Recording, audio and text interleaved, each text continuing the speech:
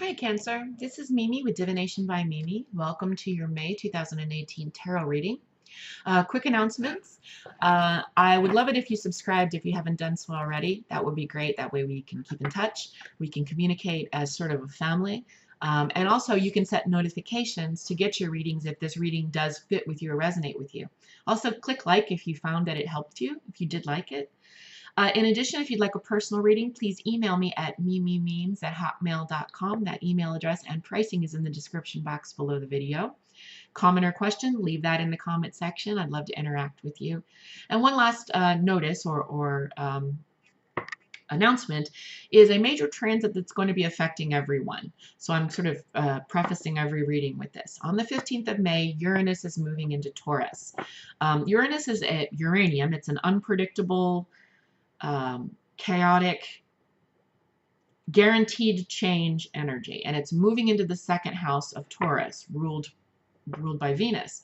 Venus rules a lot of things, beauty, relationships, finances, but Taurus also rules the earth. So we're already started seeing Uranian presence in the Pacific Islands right now in the form of earthquakes and volcanoes. You could expect more of this because Taurus is about financial institutions and the structures around them, so banking, the stock market. It also has to do with beauty, and it has to do with the earth and everything to do with the earth. So it's not just the earth as in how we're experiencing it in the Pacific Islands with, sudden unexpected eruptive changes like a volcano. Expect that kind of thing. Weather too, but definitely things to do with the physical earth. Earthquakes and volcanoes would be pretty typical of Uranus moving into something that has to do with the earth. It also can affect those things related, like farming. Farming obviously has to do with the earth. It has to do with our connection with it, and there's a financial connection with that as well. And that is, of course, farming has to do with commodities, which are traded on our stock market. But because Taurus and Venus have to do with finances, this has to do with finances anyway. So it's going to have an impact from two positions. The Earth position will have an impact on trading, again, in the form of commodities, but it will also have an impact on the stock market itself, on our currency systems itself, on our banking systems and the structures that govern them. All of that's going to be up for change. Uranus will be staying in Taurus for about 7 years, so I think it's 2026 is when it will move on to Gemini. So we will be feeling this for a bit, but it really starts, well, it's really already started, but the big stuff's going to really start rolling around the 15th. So don't be surprised if you see major changes. And in your own life, be careful with your body. Be careful with your finances. It's not unwise to do that because of this unpredictable energy moving into that house that rules that area of all of our lives. And that's Taurus. All right, Cancer, let's get into your reading. I'm going to do a 4-card pull. It is based on some situation in your life. So some experience you've had, some feelings that you had, a relationship, something you're really investing a lot of emotional energy in. That's the first position. Second position is anything positive that has to do with that. Second position is anything negative or stressful that has to do with that. And the third position, or fourth position, is any spiritual advice. We also have archetype cards to clarify. I am using the Tarot Illuminati, which is a Rider-Waite-Smith based deck for your reading. So this is for Cancer, cardinal water sign, the mother of the zodiac, ruled by the moon, and ruler of the 4th house. That has to do with family, with the actual home, the comfort and surrounding and feeling of the home. Relationships are extremely important to Cancer. It's a very emotional, empathic, intuitive sign, again, ruled by the moon, and the moon is all about the deep, watery, dream archetypes that were shown. So your dreams are very fecund.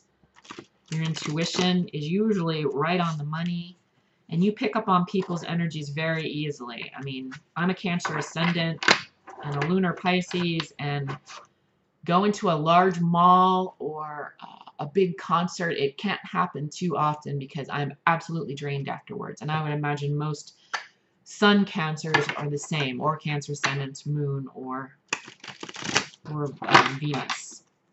So wherever your Cancer is, I'm assuming it's in your sun or your ego, your identity.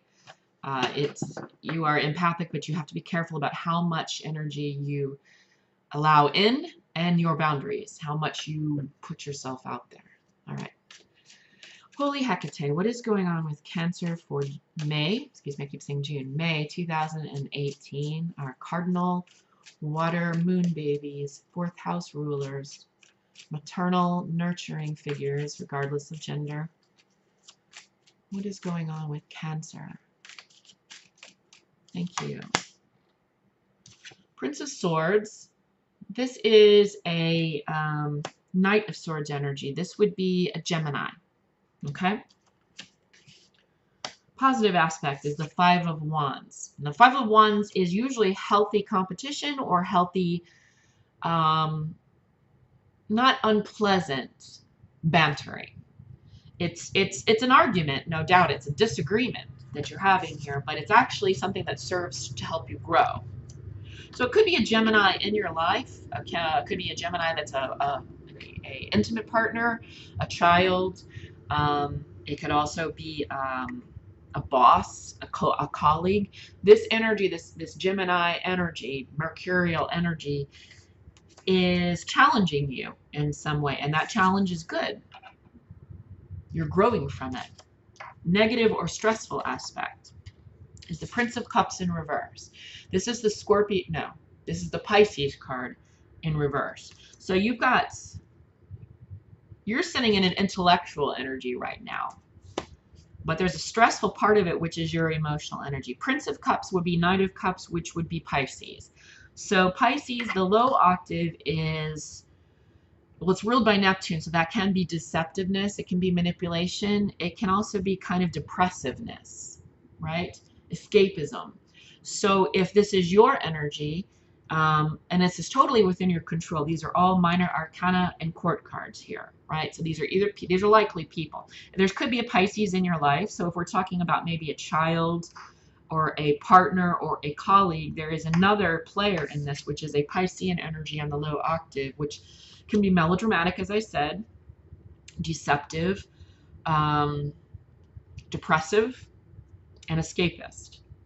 That could be your energy. It could be another party in this intellectual banter or this intellectual, I'm saying disagreement just because it is a 5, but it's a good thing. It's challenging you.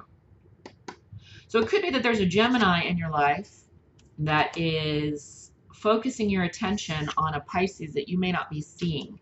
Maybe this is a friend saying, hey, your boyfriend or your girlfriend is a little bit shady, okay? Overall advice from Spirit is 2 of Pentacles, find your balance. Balance your resources. And I think this is probably why I was called to bring up the idea of protecting your boundaries. So Cancer is a nurturing energy, as a nurturing sign. The mother, literally, the 4th house is the maternal, the mother of the zodiac. And then again, it's gender, not gender specific, because it's whoever is a nurturing energy. That could be the father. It could be a masculine person, a person who identifies as masculine or is cis masculine. But the energy itself is Cancerian, which is a maternal nurturing energy. Okay. If you put and with that nurturing energy and the compassionate nature and the intuitive nature and the empathic nature, as I was saying earlier before we actually started pulling the cards, is you have a tendency to give and give and give and give and give and give maybe 500 yards beyond where you should have drawn the line in the sand to say, no, I can't give anymore because I'm depleted. Okay? So whoever this party is, this Pisces on the low octave or this melodramatic, lying, just I get the vibe of kind of like a drama queen here, or a drama king, someone who is just mountains out of molehills type of thing. And this other energy, this other person in your life, which is a Gemini or a Gemini energy, that's challenging your beliefs about this person. They're challenging what you thought of this person. Oops, sorry about that. This person, likely a Pisces acting on their low octave, which is escapist, dramatic, kind of like a bratty child throwing a temper tantrum, right? This Gemini person in your life is focusing your attention by challenging, Five of Wands, challenging your view of this person, your idea of what this person is or who this person is. Maybe you had blinders on or rose-colored glasses as it relates to this person. This Gemini saying, no, it's not okay that he never cleans the kitchen. It's not okay that she constantly texts her ex. That's not okay. Gemini is saying that and is challenging you. Your call by Spirit is balance your resources. Two of Pentacles, that's an eternal, see the lemniscati around the two pentacles that this person's holding? Life is a constant balance. It's a constant active balance that we're doing. Sometimes we're receptive and we're relaxed in that endeavor. Sometimes we actively have to balance.